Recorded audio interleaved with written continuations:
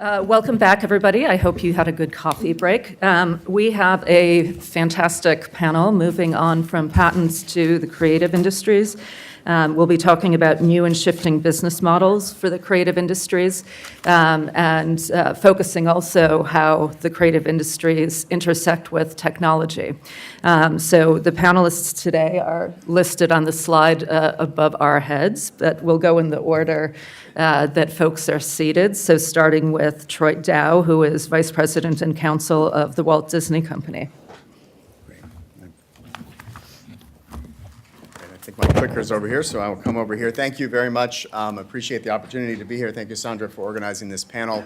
I'm glad to see that it looks like the topic of the day was the FRAN discussion, looking from the audience today, the number of people that we have here. But I hope to be able to give you a discussion and some insights into the way we look at some of these issues about new and shifting business models in our industry, and look forward to our discussion. So my name is Troy Dow. As Sandra said, I work for the Walt Disney Company. Some of you may have heard of our company. We're a small entertainment company based in Burbank, California. In all seriousness, you see on the slide in front of you sort of the categories of business that we consider ourselves to be in.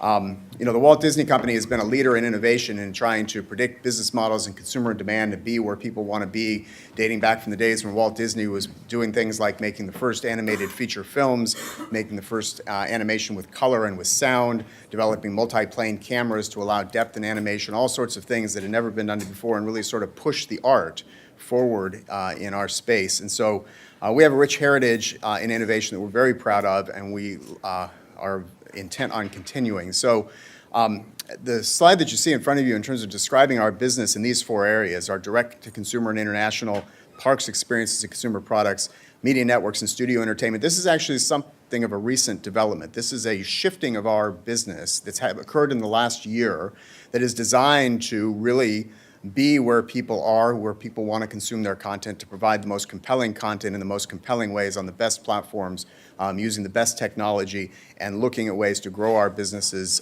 in the most advantageous ways. And so we have actually shifted our business from what had been a model that said, if you asked us 2 years ago, what is your business, we would have said, the Walt Disney Company is in the business of media networks, in parks and resorts, in media, in studio entertainment, and in consumer products. And those were our four lines of business. And we have shifted that around now into what you see here.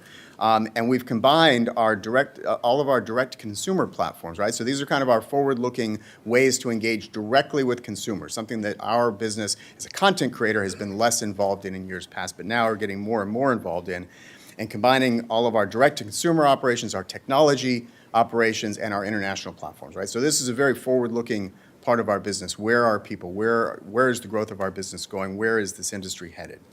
And we've combined our parks, our experiences, and our consumer products because those business lines are increasingly overlapping the way consumers experience our brands through parks, through cruise ships, through resorts, through our consumer products and the things that they buy and then purchase all together in one unit. And then we have our media networks, which are our TV channels, our cable channels, and our studio entertainment. Media networks and studio entertainment really are the content engines of our company. So that's a very high-level overview of the businesses that we see ourselves in. These businesses are really sort of focused around a set of three core strategic priorities, right? So number one, and none of these really should surprise anyone when you think about a company like ours, right? To create great entertainment that people want to experience, to use the best technologies to maximize the quality and the reach of that content, and then to grow our businesses in promising international markets to extend the impact of that entertainment content, right? These are the priorities of our company. Now, our business is a business that is built on intellectual property. When I've spoken here before, we've talked about this, that from a revenue standpoint, if you think about those lines of business, our studio segment is not the largest revenue driver of our company. In fact, the studio part of our business brings in roughly half the revenues of our theme park business, roughly a third of the revenues of our media networks businesses, right? So from a revenue standpoint alone, the studio business is not the driver of revenue in our company. But if you think about it, That studio entertainment business is at the core of all of our business units because it is the stories and the characters and the brands that are developed from that part of our business that drives every other part of our business, right? When you go and you sign up for a Disney cruise to do the Marvel Day at Sea, you're going to experience the characters and the stories and things that you don't find anywhere else except for on a Disney cruise. When you go to the parks and you take pictures with characters and you ride the rides, all of these things are driven by stories that are familiar to you, characters that are compelling, that are all rooted in intellectual property that are derived out of our studio business, right? So that's why we say all of these businesses are driven by intellectual property. So protecting that intellectual property is a key concern for our business. And so when it comes to things like piracy, Bob Iger, our CEO, has made clear that a frontline defense is really a good offense, right? So you see the quote in front of you about him talking in terms of the best way to combat piracy is to bring in content to market on a well-timed, well-priced basis. So let me talk for a couple of minutes about what we have seen in terms of shifting business models in our industry. So one of the things we've had to deal with is the continual shift in ways that people consume content as technology has changed. So as you can see from the chart that is on the screen in front of you, as technology shifted away from analog and towards digital, right, from VHS to DVD, consumer consumption shifted from movie rental to movie ownership. And you can see that the height of the home entertainment market at around 2004, 2005 was made up mostly of DVD sales, right? You can see a combination of DVD sell-through, VHS sales, some DVD rental, but the bulk of that was DVD sales. Now, with the continued evolution of digital technology, what we've seen is a marked decrease over the years in physical media sales, Blu-ray and DVD. But we also see that a good bit of that home entertainment spending remains distributed among new consumption models, whether particularly around streaming and VOD, around digital downloads like iTunes, subscription VOD like Netflix, right? A lot of this revenue, a lot of this market remains, but it's distributed amongst a lot more platforms, a lot more technologies through consumption in many different media. So here you see it shown in a little bit different way. Excuse me, in terms of the total number of in-home transactions, so these are not dollars, these are the number of in-home transactions in different formats, you see that there's a significant and steady decline in both physical rental and sales, but that the VOD line, right, the top green segment, has remained steady for the last 5 years. And that electronic home video licensing, so iTunes, Vudu, et cetera, has actually grown during that period of time. Now, if you look at it in this way, the previous slide, as you saw that steady downslope, you would look at that and you would say it looks like the spending in the entertainment market and the home entertainment market is in a downward trend and going off in that direction. What you see from this slide is that actually when you factor in non-transactional spending, right, so not sales, not per item purchases or rentals, but you factor in non-transactional spending like subscription VOD, Netflix, Amazon, and Hulu, you can see that overall home video marketplace spending is up. Now, here's another way to look at it. Let me dig into a few of these numbers here. These are numbers for last year from the Digital Entertainment Group. What you see from this chart is that overall home entertainment spending rose by 5% in 2017 to $20.5 billion in the US, which actually outperformed theatrical box office sales. You can see in this chart that electronic home video license downloads, so again, iTunes, Amazon Video, grew by nearly 6%, with an increase of more than 12% for theatrical content as opposed to television and other content. Now, traditional VOD, which you might think of in terms of like your cable subscription, your VOD offerings, was down by nearly 7%, but internet-based VOD grew by 11% last year. Other things to note from the data that you see here, you can see a consistent downturn in rental in all forms, brick and mortar stores, subscription, and kiosks. While you can see that sales of packaged goods are down by 14%, electronic home video license downloads are up. And then finally, subscription VOD, the Netflix-type services, Hulu, whatnot, is up by 31%, contributing to an overall increase in the digital home video consumption of 20% year over year last year compared to the one before. So what you're seeing, this bears out what you saw in that earlier chart, where you see that the overall number hasn't gone down by as much as you might have expected. Quick question, is that U.S. data or worldwide data? This is U.S. data.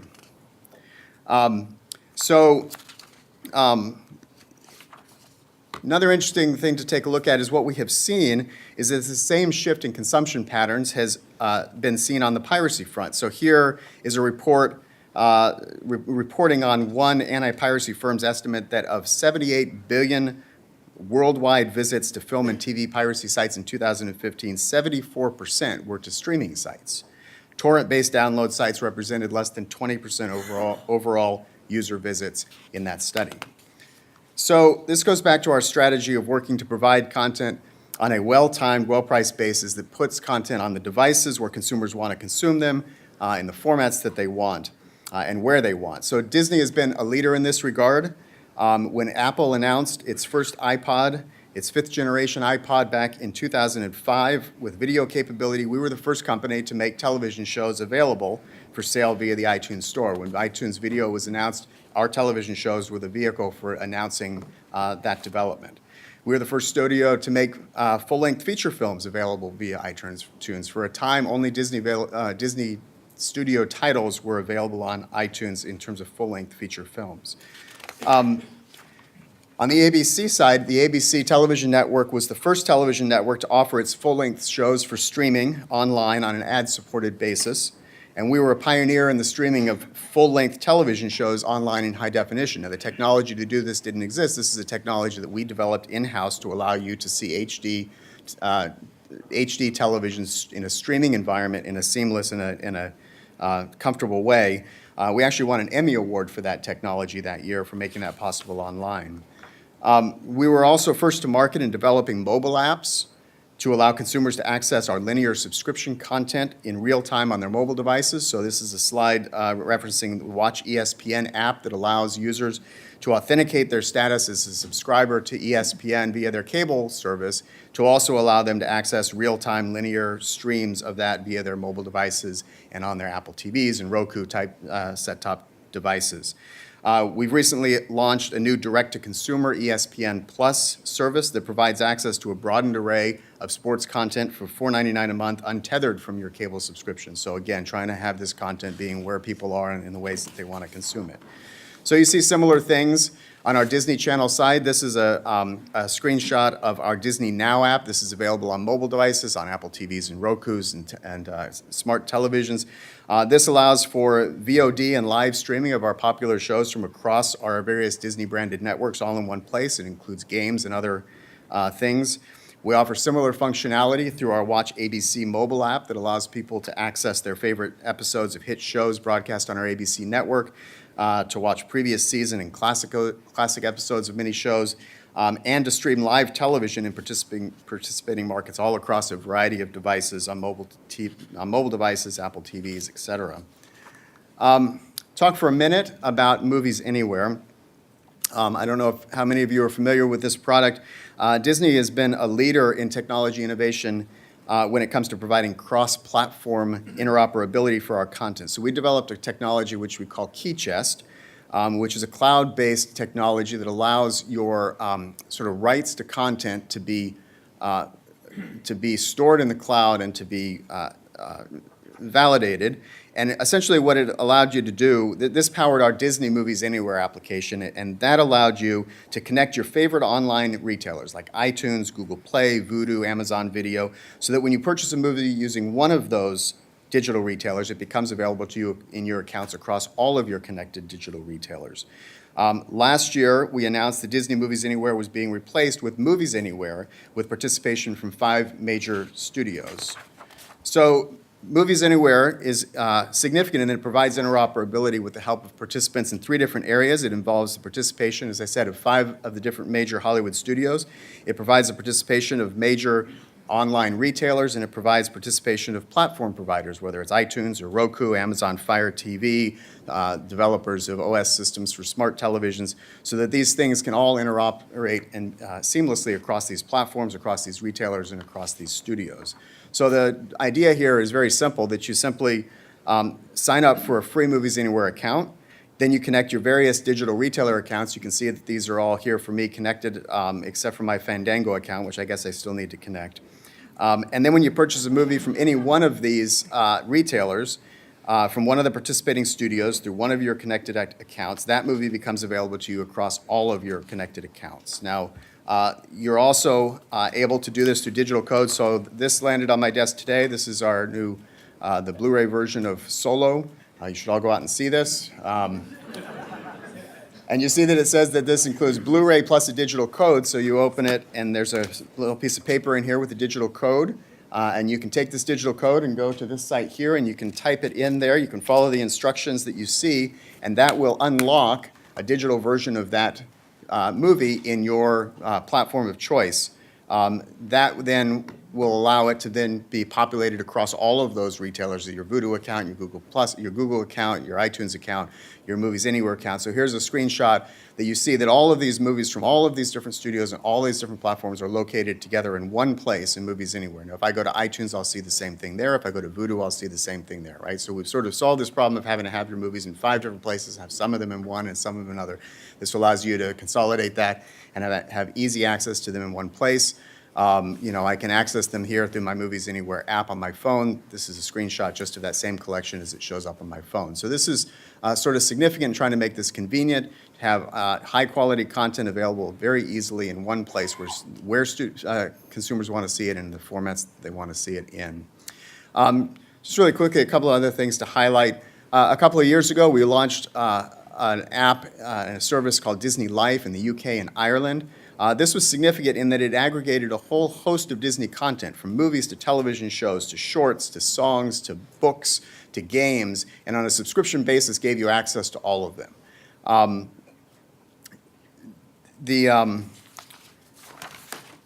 As I mentioned earlier this year, we launched a ESPN Plus direct-to-consumer app. This was our first direct-to-consumer app in the UK that was sort of our test in this space.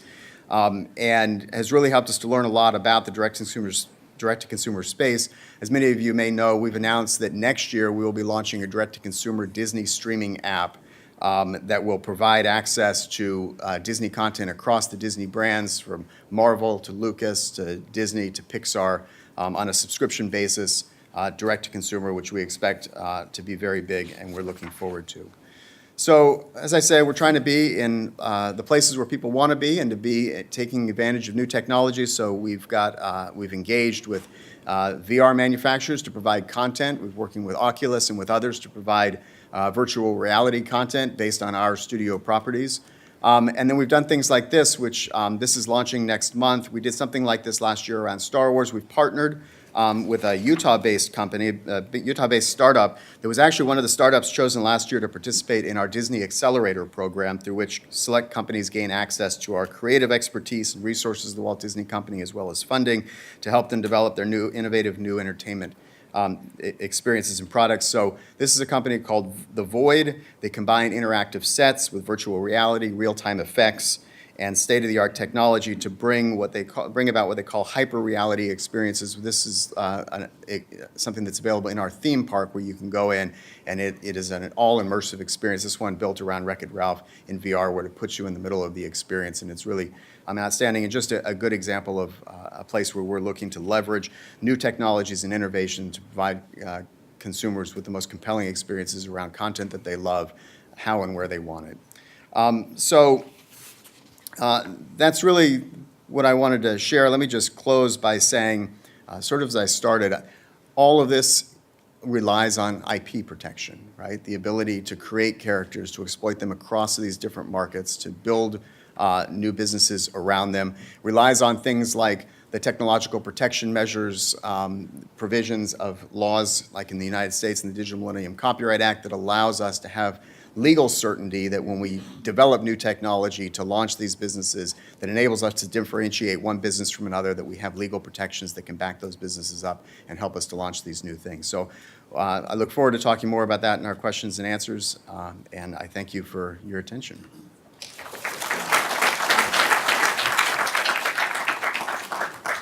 Hi, well, thank you, Sandra, and thank you to my friends at CPIP. I'm proud to have for several years been a senior scholar here at CPIP, and so it has been very helpful and influential in my own work. Okay.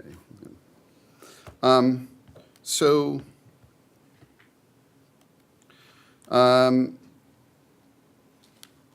in thinking about the theme here, IP for the next generation of technology,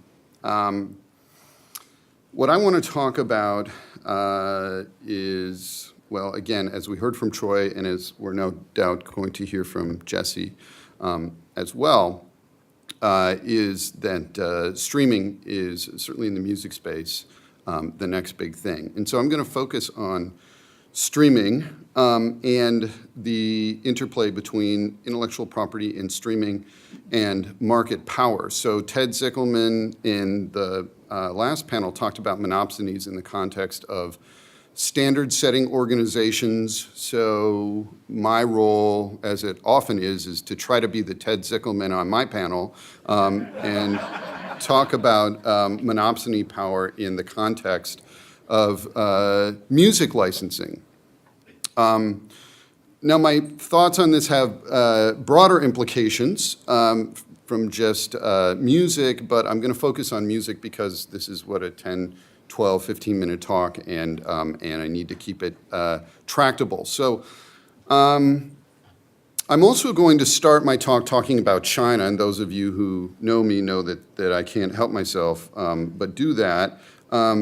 Because China and Chinese intellectual property is sort of a major focus of my research.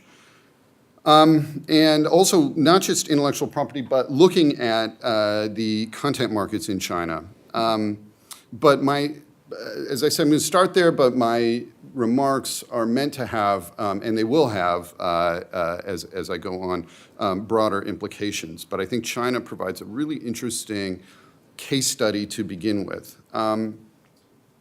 Okay, so 7 years ago in China's music industry, copyright piracy was endemic. This shouldn't be a surprise to most people who've dealt with China.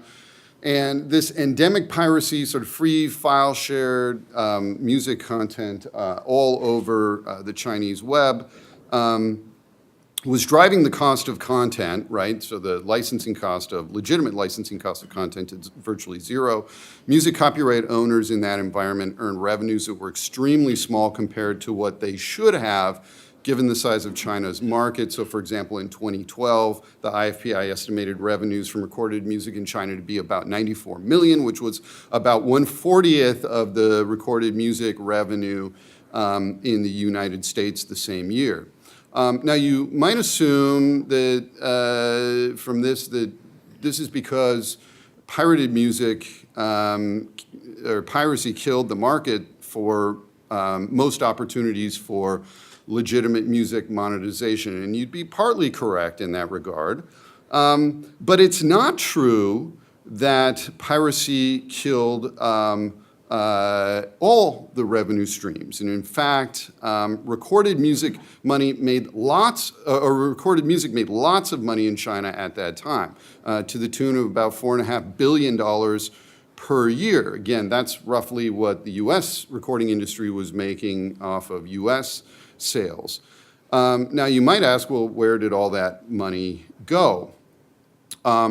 Well, it's helpful to understand what was happening in the market. So all of that revenue, virtually all of that 4.5 billion was coming from ringback tones. Now, ringback tones, these are not ringtones that you hear when you call.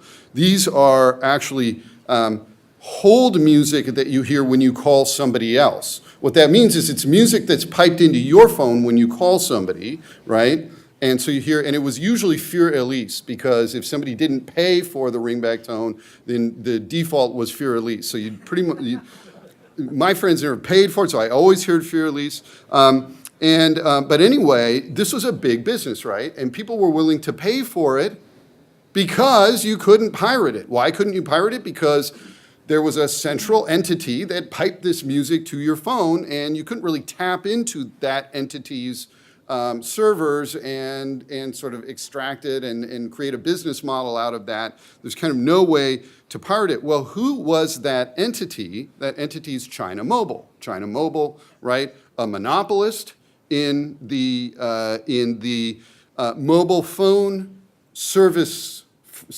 industry, right?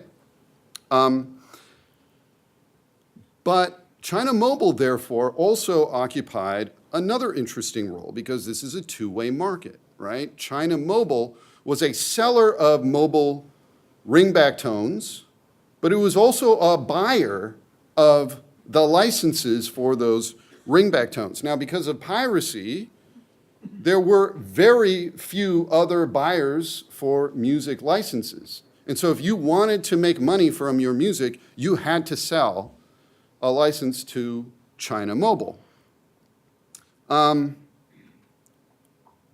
After all, China Mobile constituted about 90% of, or these ringback tone revenues that China Mobile was controlling constitute about 98% of the total revenues from recorded music in China. Now, because this is a two-way market and China Mobile was the only supplier, effectively the only supplier of ringback tones to consumers, and also that gave it, in part, the power to be the only buyer of licenses that were actually valuable, it was, as Ted described in his last talk, a monopsony, right? So what's a monopsony? And this is an extreme illustration of monopsony power. What's a monopsony? Well, it exists when there's a single buyer for a well-specified good or service. It's closely related to the concept of monopoly, but the market power is concentrated in the buyer of goods with regard to a monopsony as opposed to the seller. So monopsony power is to the demand side of a market what monopoly power is to the selling side. Now, a major concern with monopsonies, as Ted pointed out, is that their dominant market position due to restricted demand for input, right, because they're effectively the only buyer, affords them the power to lower prices below competitive levels. All right. Now, I want to switch. So that's, as I said, sort of this extreme example of a content licensing monopsony. Now, I want to switch to the U.S. for a minute and think about how music copyright owners license content in the U.S. One thing they rarely do is employ exclusive deals, okay? So when they license content to a streaming service or another service, a digital download service, they rarely employ exclusive deals, right? And to the extent that they employ exclusive deals, these are deals that are limited to their short-term deals, and they are limited in scope, both in scope of time and in scope of the amount of the catalog that's licensed. So you may see, Jay-Z do an exclusive deal with Apple Music, but it'll be for 1 week and it's one album, right? It's not all of, Universal Music Group's catalog, for example, right? There are a couple of reasons that copyright owners in the U.S. are wary about doing broader exclusive deals. First of all, sophisticated copyright owners know that revenue stream diversity is key, and Troy talked a bit about revenue stream diversity, right? So formats, distributors, modes of consumption, et cetera, come and go, right? They aren't static. So content owners want to spread their risks across multiple potential revenue streams to hedge their bets against any given stream drying up and to tap into any new streams that emerge. Exclusive licensing deals make that very difficult to do. Secondly, and maybe more importantly, they are worried about concentrating too much power in any particular intermediary, okay? Now, going back to China for a moment, this is actually the new trend in China. So ringback tones are passé, that's so 2011. Now, the new music consumption model is online music streaming, as we'll see is the case basically globally. China's no different in that way. Now, China's biggest internet company, Tencent, has a music service called QQ Music. It has 800 million users, about 75% market share for music streaming, right? So this is a massive market-dominant player. One reason for this massive market share is that in China, again, because there's such a paucity of copyright revenue streams, many copyright owners, including domestic record labels, international major record labels, and regional labels, have granted Tencent exclusive licenses based on for their entire catalogs for fairly long terms, a year, 2 years, or more. These are often in exchange for large advances. Still, copyright owners, especially the ones who don't get the big advances, complain about very small royalty payments coming out of Tencent. I'll talk a bit more about that in a minute. So Tencent's strategy is in part a tactic that's recognized in monopsony theory called predatory bidding. Okay, and it's another way to use market power, but in this case to drive up costs of content to the point that competitors can't compete in the negotiation for content. You drive competitors out of the market by making it too expensive for them to get content, and you basically use your deep pockets as a company like Tencent that can afford to outpay content fees for smaller competitors. The idea is you drive them out of the marketplace, and eventually then you can reduce the prices you pay for those inputs, right? The prices you pay for content. Already Tencent appears to pay substantially, this has worked, by the way, for Tencent. And in fact, China's regulators, in fact, the State Administration for Radio, Film, and Television, acting as sort of an anti-monopoly regulator, stepped in and basically said to Tencent, you've got to sublicense, as an exclusive licensee, you've got to sublicense other competitors in the market. Well, they did much to their chagrin, Tencent's chagrin, but they did it begrudgingly, and it hasn't changed the structure of the market for lots of reasons, right? Because there are network effects, ecosystem effects, and what are called learning effects. Once people are involved in that network, it's harder for them to leave it. So Tencent has kind of solidified itself. All right, so this brings me to the structure of the US market. So some scholars such as Jonathan Barnett, who will speak tomorrow, and Guy Passac have written about intermediary market concentration here in the US in the context of commoditized content, that is content that's distributed for essentially zero price.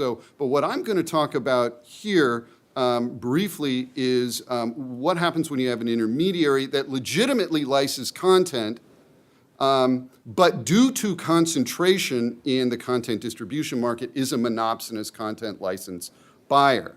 Okay, so currently in the US streaming market, we have two entities that account for about, and Jesse will correct me if my figures are wrong, but for about 65% of streaming accounts for about 65% of the US recorded music revenue today.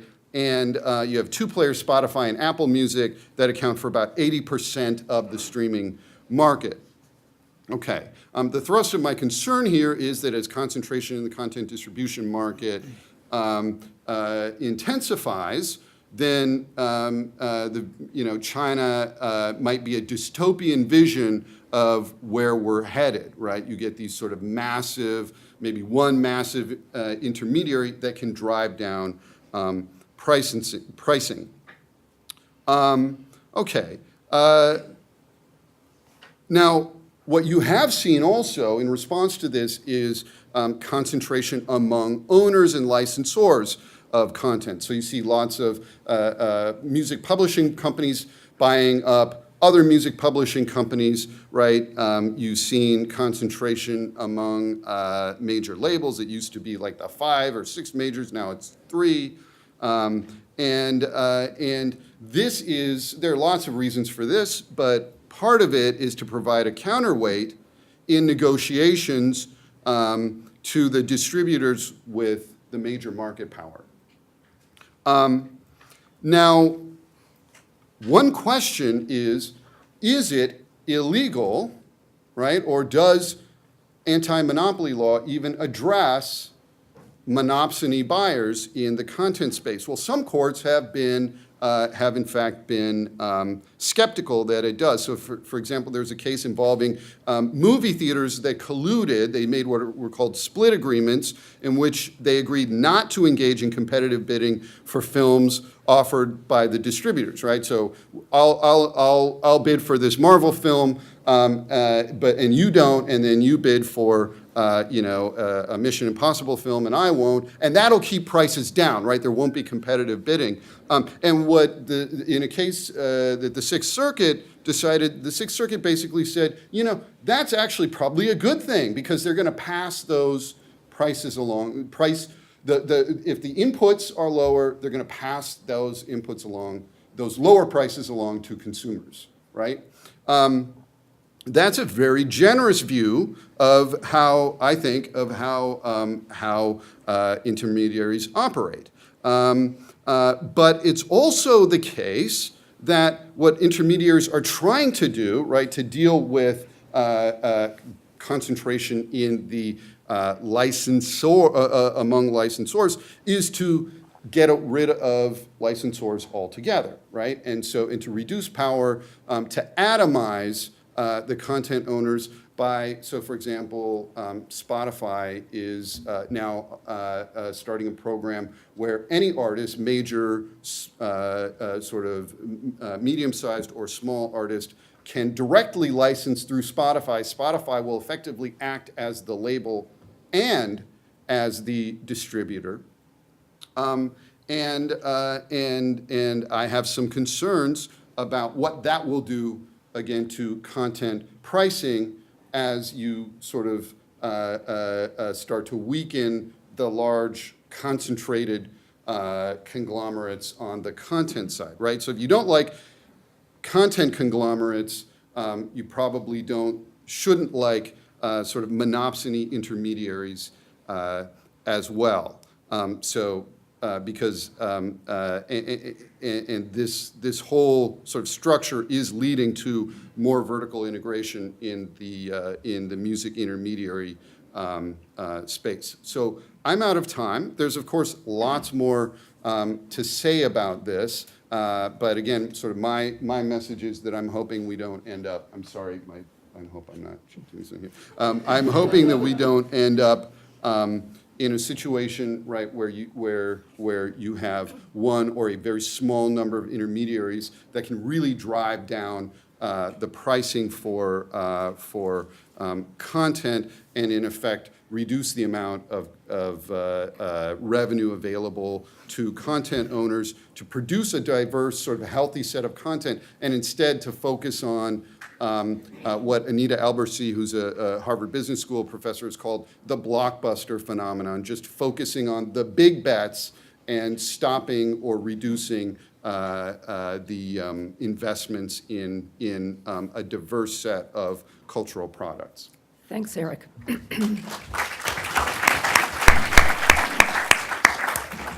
So I think that was a very good setup for Jessie Richard, who is Vice President for Federal Public Policy at the Recording Industry Association of America.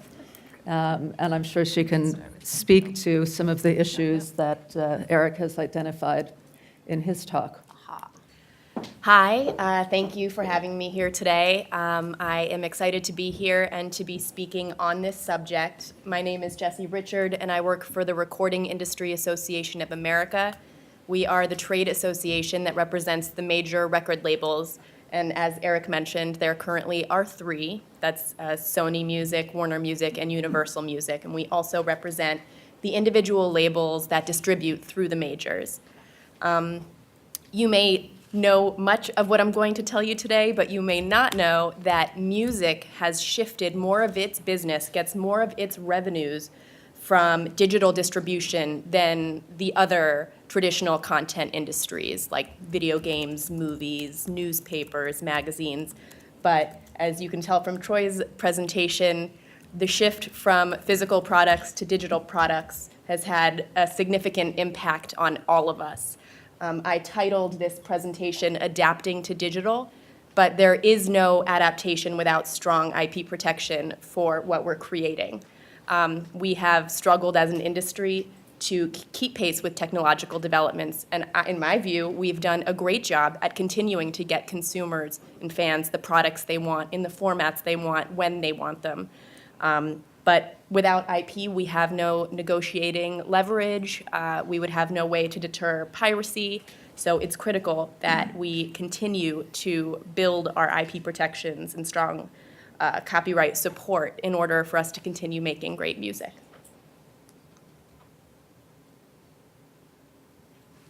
So like Troy, I'm going to tell the story of our adapting to digital through revenues first. This is what happened to the music industry. You all probably have some familiarity with the significant decline. And fortunately, we have a moderate growth in the last 2 years. But to put this into your frame of reference, 1999 was the peak for the music industry. We had $14.6 billion in revenue.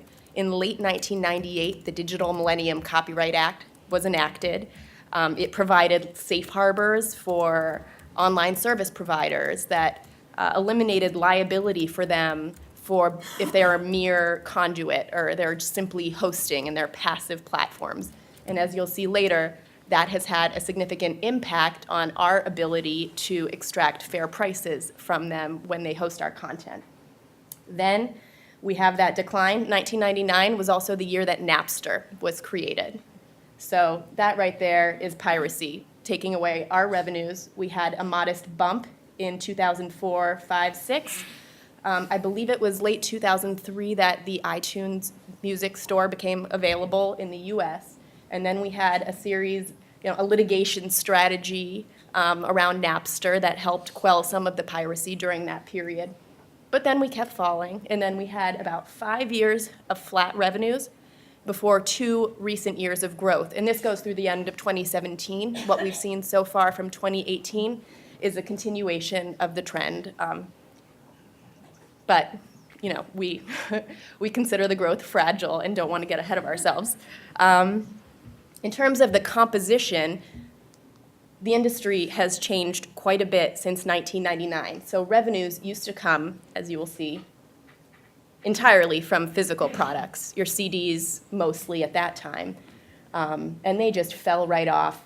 Right now, there's still a significant portion of the business, about $1 billion of revenue each year, but they were at $14.6 billion, and they continue to decline. The only part of physical that's growing is vinyl. So we still have that. The first phase of digital adaptation that we saw in the music industry was digital downloads. We'd go to iTunes and buy our music and have copies stored on our hard drives or on our phones. And that replaced some of the losses in physical. It staunched the bleeding a bit, but we still continued to fall. And downloads have gone out of style lately, and now our industry is all about streaming, as Eric said, which you'll see in a moment. And then finally, just so you can see, we also do derive significant revenues from sync licenses when recorded music is used in movies and TV shows and video games. And that has remained fairly constant since we started measuring it. So 2008 was the last time, was about the same, the music industry was about the same size as it is today. So it was already well into its decline, but that's where we are today. And you can see we were 2/3 physical, 30% downloads, and only 4% streaming at that time. And now it's even grown since the end of 2017. So then streaming was 65% and so on. You can see the numbers. But these changes aren't just revenues. They reflect huge changes in the business models of record labels and others in the industry, because now we are in large part, a data-driven industry, or we have the benefit of lots of data from the digital transmission and distribution of music. The way that listeners get their music is very different. The formats that we provide it in is very different. A&R, discovery now.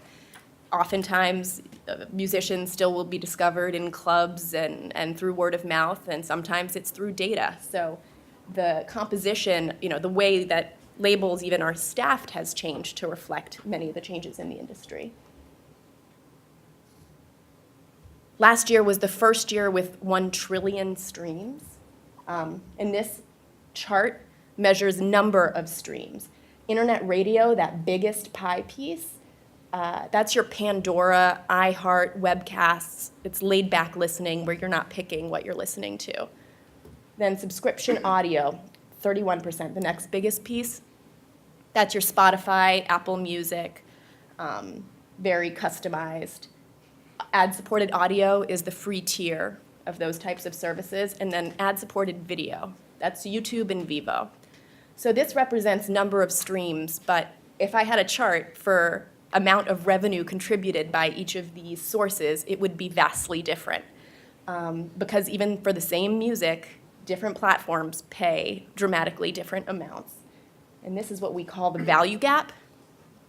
So we've done a lot in the music industry to adapt to providing different formats and getting users what they want.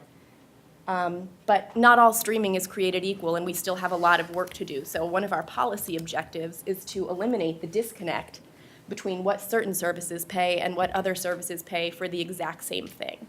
So here you can see that YouTube pays $1 for 1,000 streams, where Spotify pays about 8 and Apple pays about 13. And the end result of this is someone can listen to the same song on repeat on YouTube for over 2 consecutive days, and at 58 hours, the creator will have made $1. And the reason for this is in large part the DMCA. YouTube can use its, because it hosts user-generated data, it says that it's a neutral, a mere conduit, and labels, creators, everyone else is forced to choose between a broken notice and takedown system under the DMCA safe harbors, where we'd send a notice, they'd take it down, it would show up an hour later, we'd send a notice, or they offered to eliminate the litigation and paperwork, a much lower sub-market rate for the same music that the subscription services are playing. So that is a policy challenge. That is something we're still adapting to. I don't think that's a facet of adapting to new technology in as much as making sure that there's a fair playing ground for everybody using this technology. We have, as Troy mentioned with Disney in their industries, we have done everything we can to get people the music they want, when they want it, how they want it. If you want your vinyls, you can go to the store and get it. If you don't want to try to figure out your Sonos, you can pop a CD in your CD player, and we're still selling those. Or you can download very high quality files and listen to those. You can find a service for pretty much anything, and we're licensing all of these because we endeavor to keep up with the technology. And we're tired of the trope that content industries are just clinging to old business models. We're not. We're at the cutting edge, and we're doing everything we can to facilitate fans getting the music they want. And we can only do that if people respect our copyrights. And that's all.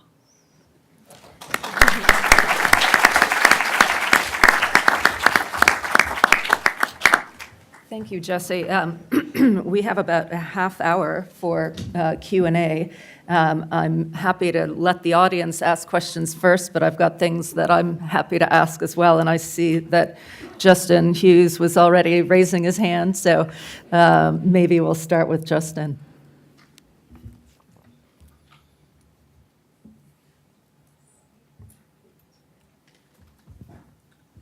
Just a very quick question for Jesse to fill out the story on YouTube so I understand it better. I've heard that story before, but since YouTube has deployed Content ID, and since the normal scenario, or as I understood the scenario with Content ID, was once you've sended your material to Content ID, you have a choice of keeping it off or monetizing it. And why can't the record companies just keep the tracks off? So that's right. Can you all hear me? Hello? No, I can, okay. That is correct. That's the current system, and that's the system because we've come to the table and agreed to the sub-market license rates. So they had all this technology, YouTube, Google, they know everything that's on their platforms because they use it to target ads to you. They weren't using their content ID for taking down our stuff until we came to agreement on the terms of when our works could be up and giving them the sub-market rate. So yes, you're correct. Currently, we have our works are licensed, we have a license with YouTube, and we have the use of Content ID and can send them lists and tell them when we want to monetize and when we don't. So you can turn things off right now on YouTube? Right, subject to our license, if we hold the rights to them Okay. or monetize. Can I add to that, just that you should also not assume that Content ID is 100% perfect in achieving turning those things off. Jesse may have a different experience on the music side than we see on the video side, but the people who are looking to exploit YouTube to distribute these things are very smart people, right? And Content ID has its limits, and there are ways to game it. And so we're in a constant fight in trying to figure out how to make sure that Content ID can actually work effectively. We're in constant conversations with YouTube how to make improvements and to changes because we keep finding our movies appearing on YouTube even though we have submitted the data for Content ID. Yeah, and I'll jump in to underscore that the situation is worse if you're an independent artist trying to use these platforms because in almost every case, you do not have access to the same tools that Troy and Jesse are speaking about. So in that instance, you really don't have the ability to keep your content off of YouTube unless you're constantly sending DMCA notices, which are not particularly effective in policing the system. And can I jump in Sure. and just say for further reading, Stan Leibowitz actually has recently published a paper on exactly this, which is pretty interesting. So. There's a question in the third row. How does net neutrality factor into these business models? I know there's a lot of issues related to that these days with Mr. Patel and his actions, and I think that net neutrality would have a big impact on your business models. The streaming would change dramatically if net neutrality is not allowed, is not permitted. I don't know how you guys are going to deal with this. It's going to make things extremely complex. Do either of you want to address that, Jesse or Troy? I would just say that, look, we watch this space, we watch the concerns that drive the net neutrality discussion to see how that plays out. And, we've lived in periods of time with net neutrality rules, we've lived in periods of time without net neutrality rules. We track that carefully to see how, businesses might be deployed in ways that impact ours and react accordingly. The one thing that we have said throughout this debate pretty consistently is that when you talk about net neutrality, we don't think the internet should be neutral with respect to unlawful content, with respect to piracy, right? That it is not unreasonable for intermediaries to take steps to limit access, to limit the flow of infringing content, so that whatever neutrality should mean, it shouldn't mean that service providers cannot engage in that kind of activity. But they're free to throttle down your product, too. And we're watching. Sean, did you have a question? Yeah, are we for the mic? Or? Yeah. So I just want to follow up from what Justin was saying, although this might not have been where he was trying to go. But so in the YouTube model, so the two things are, one, it seems like you have, once you've got into the deal with YouTube and Content ID, it's kind of a flat rate that you get paid. You don't get to choose when you monetize, if you choose to monetize, you've already pre-negotiated with YouTube what they're going to pay per stream for that. Is that correct? I don't know the intricacies of the deals and whether that's the case. I know the option to monetize is given and more frequently than not taken advantage of rather than takedowns, but I do not know the rate that we receive when it's streamed in that way. And so I think that's important. And then part two of it is, could you ever choose not to monetize everything for a period of time? And then the idea would be that then they might come to the table again. But my sense is in your contract with YouTube, you couldn't turn off everything. So in other words, there might be some limits on how much you can choose not to monetize, which sounds weird, but they don't want you saying no to lots of stuff, would be my guess. We could talk offline. I think can't looking at the speak to contract would be really specific fascinating. terms of the contract. Let me just add, too, that we talk about monetization, right? And Content ID is not the only way of monetizing content on YouTube, right? So for our industry, that's really not the primary way of monetizing content on YouTube. We have separate negotiations about licensing our content for rental and for VOD and for, YouTube Red and things like that, where that's not a feature of sort of the default choose to monetize unlawful uploads. That's more a matter of actually licensing content to YouTube. And, the question I think that it gets raised is, what impact does the availability of infringing material have on those negotiations? Right?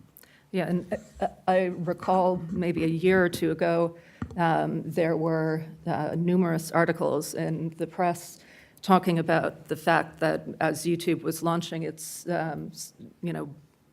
commercial streaming service, it was basically presenting deals to creators that you either license all of your works, immediately to us for our commercial streaming service, or you're not going to have access to using any of the monetization or Content ID tools, and you're going to still see your work showing up on the user-generated content side. So I think that must have had some impact on the dynamic of the negotiations. I think there's a question from Mike Bynum. Yes. Do y'all have a big problem with state-sponsored infringement? For example, state prisons showing your movies and not paying you licensing fees, states stealing records and music and not paying y'all licensing fees. I know that it used to be a big problem. Is it still a big problem? Not to my knowledge. It's not on our list of top big problems that Okay. we discuss regularly. Okay. The means of licensing that sort of thing are very easy. I mean, those kind of uses are easily licensable. So to the extent that we have problems with that, there's a way to make that right. And so I think that may be why we don't see, perhaps why that doesn't rise up to the same level as some of the other problems we see. It might be occurring, but to the extent that it is and someone wants to deal with it, there are easy mechanisms to get that kind of conduct licensed. Question in front here. Thank you. Jesse, in your comments, you referred to what you called the broken notice and takedown system under DMCA. And I wanted to ask both you and Troy sort of two related questions. One is, are there any changes to U.S. intellectual property laws that you might suggest that would facilitate your ability to manage and control your content? And secondly, it's sort of a related question, whether there are particular areas of the world, because obviously you're focusing on this not just in the U.S., but in terms of a worldwide, are there particular areas of the world that present particular problems to you in terms of managing and controlling your content? And are there sort of revisions of laws in those areas that might facilitate your ability to manage and control your content? So it's sort of a U.S. focus and then more of a global focus. I can say a few things about this and then pass it along. As to U.S. IP law, that would be quite a challenge. We just finished legislating and got the first new copyright law in a decade signed today. And it was very, very difficult to get to that stage. And we had the support of virtually every group. We had Internet Association and digital music, along with the labels and publishers and songwriters and artists. And so that was an incredibly broad coalition, and we just barely made it through. There are a lot of people on the tech side particularly who are quite happy with the DMCA. So that would be a very challenging endeavor to try to fix it in ways that our community think would be appropriate. And we have been litigating it. Most of the cases, unfortunately, haven't gone our way. And we disagree with those decisions and continue to litigate it. But interpretations of what a mere conduit is and safe harbors and, the knowledge requirement and so we are fighting it through other avenues, but I think legislating would be very difficult. And internationally, different jurisdictions present different problems, but also different places where we can advance the ball and hopefully set a good precedent.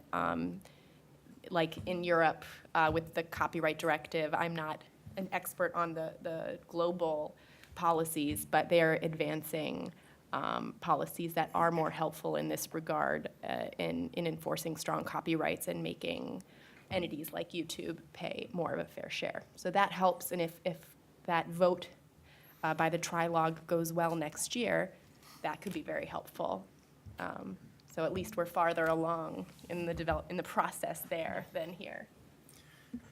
So I guess I'll agree that the prospects of amending the law are not easy, right? But I kind of want to take a step back in addressing that question and think about, the DMCA itself was never a bad framework, right? The law as it was enacted, as it was envisioned, and what Congress thought that they were doing when they enacted was basically right? I mean, the deal that was struck there was that they were trying to put in place a framework that said intermediaries are not off the hook for copyright infringement, right? They should do their part to work cooperatively with copyright owners to ensure that at the end of the day, we have a world in which you have reasonable protections for online, for IP in the online space, right? That copyright owners can expect reasonable protection for their works, that online service providers can expect reasonable protection against unreasonable liability for their role that they play in this ecosystem. And the way that you get that is you work together to try and deal in, the way the legislative history put it was to effectively detect and deal with copyright infringement in the online space, right? And that was different than the way we had addressed other forms of liability, right? So in the Communications Decency Act, which was 2 years before, there was just basically a blanket immunity adopted that said, if you're hosting third-party content, if you're not the person who created the content and you're the intermediary, you have no liability for it whatsoever. And that's not the agreement that was reached by Congress on the DMCA, right? You have rules about how you respond to repeat infringers. You have rules that say, what do you do when you become aware that you have content on your system that's infringing? You have rules that say, what happens when you are profiting from infringement and you have the ability to control it? You're not off the hook just because you have a law that gave you safe harbor protection, right? There's all kinds of things that were written in there to strike this balance. And the problem that we've had is that as these cases have been construed, in the cases that Jesse references, every provision of that law has been construed as narrowly as possible, right? And it's been construed in this way in part because the internet was this new thing that everyone wanted to grow and nobody wanted to slow its growth or impose any kind of regulatory burdens on these intermediaries. And so what we ended up with is a system that took that balance from one that sort of rejected the notion that it was just notice and takedown, right? When the DMCA was considered, that was the position of the online service providers. You give us a notice, we'll take it down, that's the deal. And Congress said, no, that's not the deal. There's more to it than that. And so the DMCA has all these things in it. There are the what is it that's more to it than that. All of those things have been read out of the statute by the way the courts have interpreted this, to the point where I had this paper in my pocket that I was bringing back to work today, and it had an example on it that I pulled out. It talked about, so this was our enforcement against, this was Avengers Age of Ultron. This was back in 2015. And we sent roughly 35,000 takedown notices directed to illegal copies of that film on one site in the course of 3 months. One film, one site, 35,000 notices, right? So that's basically 10,000 notices a month, more than 300 notices a day to one site about one movie, right? And another example dealing with Fox that was even worse, where on their movie Kingsman, the Secret Service, they sent 57,000 notices, 19,000 notices a month to the site for the same movie. And you would think that with all of this notice sending, at the end of those 3 months, you would have less piracy on that site than at the beginning. But in fact, 3 months later, it had to send, at the beginning of this process, it was sending 697 notices a day. At the end of the process, it was sending 881 notices a day. So you have piracy going up instead of going, this is not what Congress had in mind when it said with a process to effectively detect and deal with infringement, right? So what does that mean for us, right? I think it means that this is, something is askew here, right? This is not what Congress thought it was doing. Now, Congress could come back and say, you know, this is ridiculous. This isn't what we had in mind. When you get a notice to take something down, you should take it down. It should stay down, right? Congress could write that into the law. They could say that's the case.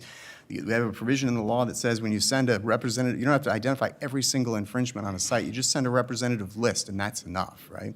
It's not working. That's not the way courts are applying. Congress could reemphasize that. There are things that they could probably do, but it's a long and it's a hard process. And at the end of the day, no one really knows what it looks like. Wouldn't it just be better if everyone involved in this space said, look, you know, let's actually try and work together in the way that Congress thought we were going to work together and deal with these issues in an effective way? I mean, Content ID is one example of a way that people work together, but it's available only on YouTube platform. It's not available on Photos, and it's not available on Google Drive, and it's not available in other places. We can do better than this, right? And we can avoid the necessity of having to go through and, you know, go through the process of amending the law if we actually just lived up to the bargain that everyone thought they were signing up for in the first place. So I wanted to pose a question myself, which is that I personally feel like the storyline about tech versus entertainment companies is too simplistic, and that, you know, people might take away from what we're saying on the panel here today that there is a deep conflict between tech companies and entertainment companies. I hope that's not the case, and I'd like to hear your reactions to that. I mean, we're partners. We have very complicated relationships, but at the end, we're partners, and we have to work together. So I agree with you. That's far too simplistic, and tech is such a, you know, such a broad term. So certainly, there are times when, you know, we would like for a Google, YouTube to pay us a fairer share. That doesn't mean we're anti-tech. We worked with tech on this bill for the last several years that we finally got passed. So in areas where we agree, that's fantastic. We look for them all the time because we make a great partnership. And there will be areas where we disagree, just in terms of, you know, business models and how we're structured, because they are distributing and controlling a lot of the market that And we occupy. Can I just ask you in particular, Jesse, you were talking about the uptick in revenues over the last couple of years, and hopefully we'll see Yes. that continuing. Do you attribute any of that growth to any of the investments that the labels have made in some of the streaming companies and other distribution companies? Well, the uptick we attribute entirely to the increase in subscription streaming. So yes, insofar as we've developed strong relationships with subscription streaming services, and we believe that that we are facilitating that thriving music ecosystem by licensing with all these different competitors who can create a vibrant environment. So we believe that our investment to that extent in those services is facilitating our growth. Troy, did you want to add anything? Yeah, no, especially on the I'm glad tech that you asked issue? that question. You know, one of my old bosses, Jack Valeni, who has a lot of rich sayings, one of the things he used to say is that nobody subscribes to cable because of the fancy, shiny head end, right? And our industries are very, very intertwined in terms of technology and content creativity, right? And I actually think it's important to recognize that our companies, the creative industry companies, are technology companies, right? If you look at a company like our Disney animation studios, like Pixar or like Lucas, you know, half the people we employ are engineers, software developers in those companies. The things that we do there, there's no off-the-shelf technology to make them possible. You see movies being created only because the people in those buildings create the technology that make them possible. You see technology that are created in those buildings that can get rolled out and you can find their way into consumer software, right? So when you use your photo processing software, when you use your iMovie software, you're using technology that was developed in the first instance by companies who were using this at the high end for content creation, and now consumers are benefiting from that technology. You know, there's examples in some of what I presented. If you take the Movies Anywhere example, right, the technology for making interoperable all of these different content platforms came out of our studio. Sandra, I know you have experience dating back to the development of the DVD and the Blu-ray technology. Those technologies. Giving away my age. Okay, well, I go back that far, too. You were there too, yeah, that's true.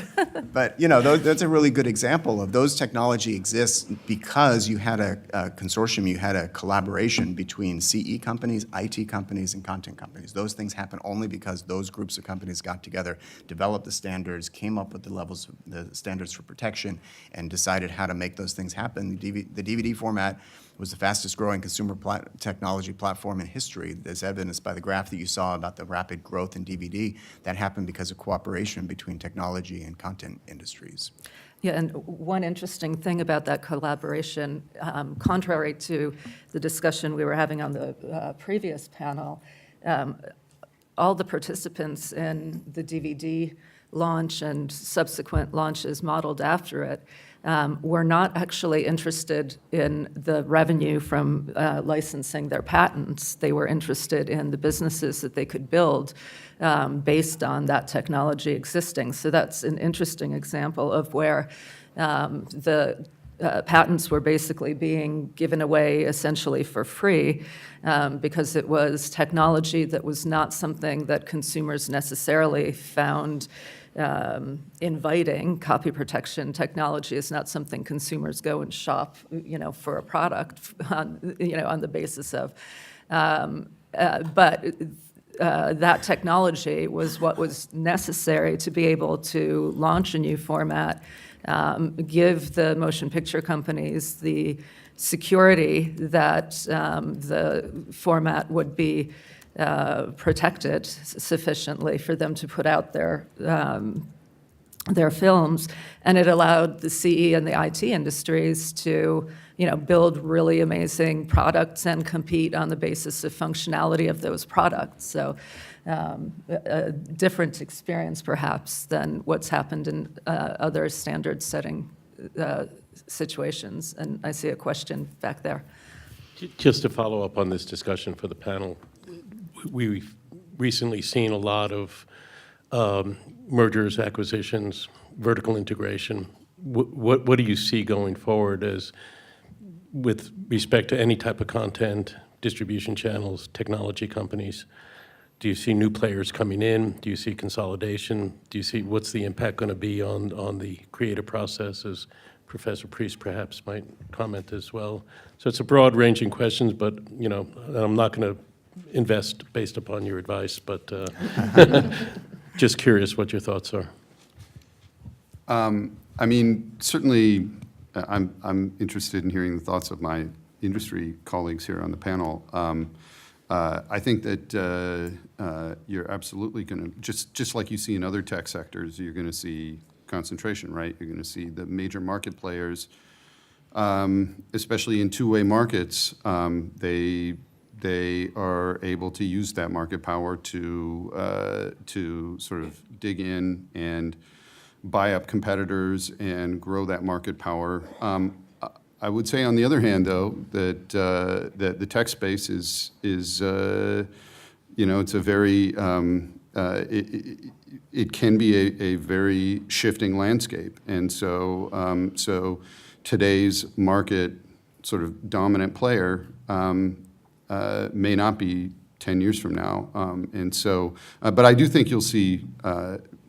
The more consolidation there is on sort of one side of the market, say, for example, the distributors, the more consolidation you're going to see on among content owners, and that's only going to happen more as distributors try to break that up by kind of going direct to the artist and saying, look, for example, you don't need to deal with the Disney's, in their record division, bring your content straight to us, and we'll, you don't have to give a cut to them, and that sort of thing. And that, as I said, kind of atomizes the ownership that's out there in the marketplace, and reduces the ability to have those concentrated seats of power to counterbalance the major intermediaries. But yeah, I'd be curious to But hear your thoughts. Eric, I guess I would follow up on that just to ask whether, you're talking about buying up competitors, but what you see going on in the market today is people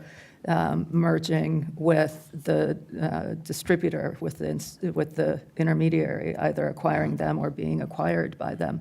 And I wonder what your thoughts are on that. Well, yes, absolutely. I mean, intermediaries are, and you mean not just other sort of smaller competitors to No, the I mean like intermediary, but like NBC, content. Universal, Right, exactly. and Comcast. Exactly, sort of merging and becoming combining, vertically yeah. integrated. Absolutely, absolutely. And so you see it in the merger space, and you also see it in the context of, and this goes back to our last question about, you'll see, tech versus content. I mean, now you not only have content companies that are, as Troy said, tech companies. You have tech companies, right? Tech companies that are content companies, and so you see this with Netflix, et cetera. But I mean, again, if I look to China for interesting examples, some of the biggest pirate sort of online video services 10 years ago have now gotten the sort of copyright religion in spades because they are now, not only did they invest in exclusive licenses, which puts them in the shoes of the copyright owner, but they have invested in the development of their own content. And so now they are sort of fiercely staunch kind of promoters of a strong copyright ecosystem.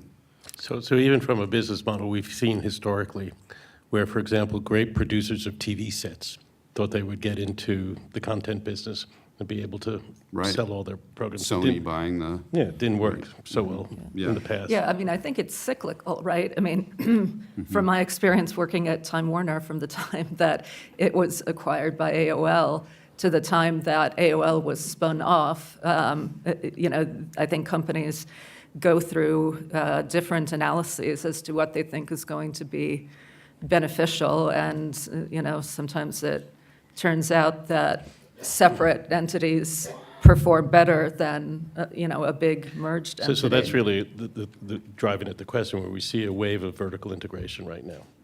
And do we look at this cyclically? Do we look at this as just the ability to better execute, and those who will better execute will succeed, or is it a fundamental change of business model? And do some of the mavericks that perhaps the professor was referring to be able to constrain some of the dominance that at least I heard Professor Priest saying? I don't know. Well, in any event, I'm interested also in the industry view too.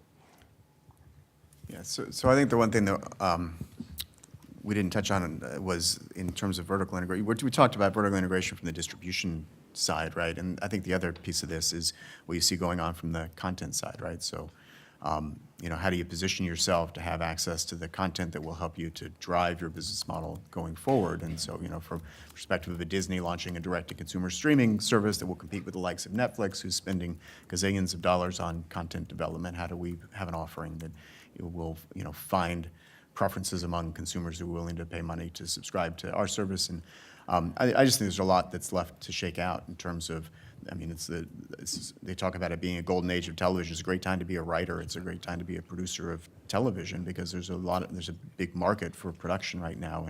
And I think there's a lot to shake out in terms of how that develops and how that goes forward. What kind of level of investment continues? Does that continue to grow? Does it level off? Does it shrink?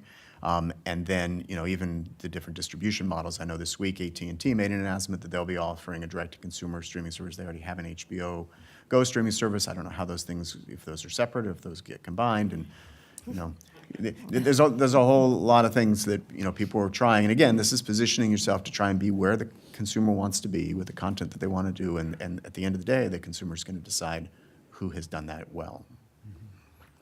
I see two questions back there, so you're standing next to one person. So let's start there, maybe.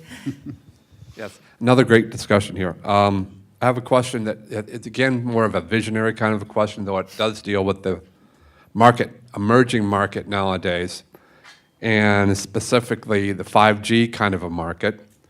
That's a whole lot of potential content that needs to be developed if we look at existing types of products. If we have to the home either one gig, or I've seen estimates of even up to 10 gigs to the home, that is a whole lot of of high-definition video simultaneously to one consumer, or whatever else will be used for the 5G kind of environment. In specifically looking at one possible technology and market that's being developed for that, where consumers will be consuming more than one channel simultaneously of their media. The term of art is called the second screen experience. I know, Mr. Dow, you're very familiar, your company's very familiar with this, though you didn't really mention it as the potential market. How will consumers' preference presently for consuming their media from more than one channel and customizing their preferences, meaning they'll have more than one channel that they choose to customize, how will that affect your kind of business models? That's a great question, and I guess I should preface it by saying there's a reason I work in the legal department, not the visionary department. But I do have some experience with second screen because I have 3 teenagers at home, and so I see that all the time. Although they're not always watching second screen of one content provider, right? They're 2 or 3 different screens from different sources, and some of those are often just texting their friends. But look, I think we've seen that, and in our business models, they've looked at ways to try and leverage that. I've seen things even as early as the Blu-ray marketplace where people have looked at opportunities to do sort of shared viewing experiences online as a way to kind of tap into some preferences there. And I trust that we'll be on top of that like we've been on top of other things. I don't know what that looks like. And I think we have time for one more question and maybe a concluding thought from each of you. Well, I just had a comment. This is Jim. I was on the last panel and you mentioned that on the standards, actually DVD does have a patent pool and it is a 6% on the ROM drives and on the readers, so it's not royalty free. Yeah, I was talking about the CSS technology that protects. Okay, I'm sorry, just to clarify, because you made the impression that DVD was free, and that I think was not right. Yeah, Thank no, you. that's correct. A question? So I was in Nashville over the weekend talking to a songwriter who's very hopeful that the Music Modernization Act will boost his income, frankly. But can you address how the Music Modernization Act will affect the industry, including the songwriters? Oh. It is like 180 pages, but I'll do my best. There's lots of different parts of the MMA. The songwriters benefit from the first part, which creates a mechanical licensing collective. So whereas each streaming service now does its own research about who the songwriters are and where to send the checks, they're going to put that all in one place. The streaming services are going to send their checks to that organization, and they're going to do all the distribution. And the hope and belief is that that will be more effective in getting the money to the songwriters. So that's the most complicated part of the bill. That is the part that I confess to know the least about because I'm on the recorded music side. So that will enable songwriters to get money more quickly, presumably, and more effectively because there will be a shared public database. Everybody will be consolidating the research to one place. So hopefully, in the end, the money gets to them where sometimes it doesn't now. Also, rates have changed. So we've changed from the 801B standard, which took into account a number of different factors in setting rates, both for the musical work, the notes and lyrics, and for the sound recording. And now it's going to be a willing buyer, willing seller standard, which we believe will result in higher rates being paid to creators.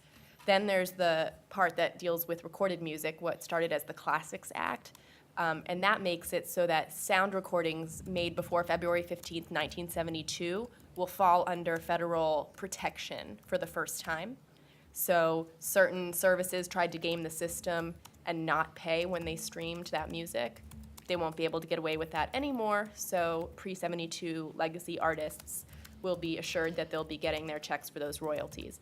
Then there's the AMP Act, and that deals with producers and engineers. And it basically codifies existing sound exchange practice of paying the producers and engineers from sound exchange when the artist has written a letter of direction saying, I would like you to do that, please.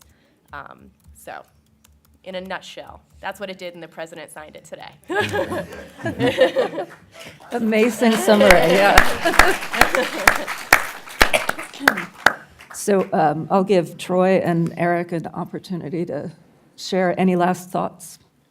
Sure. I'll just kind of bring this back to a little bit of where we started, right, and what this conference is about, right, which is that all of these things that we've talked about, the ability to compete in these marketplaces, the ability to develop technology, to do the things that we want to see done, all revolves around IP. And so I'm hopeful that as we go forward, what we will see is a place in which we can develop new business models, respond to shifting demand in a marketplace that respects the rights of the exclusive rights of copyright owners to allow the negotiations to occur over that content in the context of these new business models, that allows you to differentiate business models through technical protection measures and to serve the needs of consumers rather than living in a marketplace where these things are driven by sort of black market and piracy, that are driven by people trying to find loopholes in the law that allow them to build businesses without licensing content, as opposed to trying to innovate around business models around the licensing of content. And I think, if we have a meaningful framework that allows for those things, then I think what we're going to see is a really rich market going forward in terms of consumer choices, in terms of new business models, and the meeting of demand.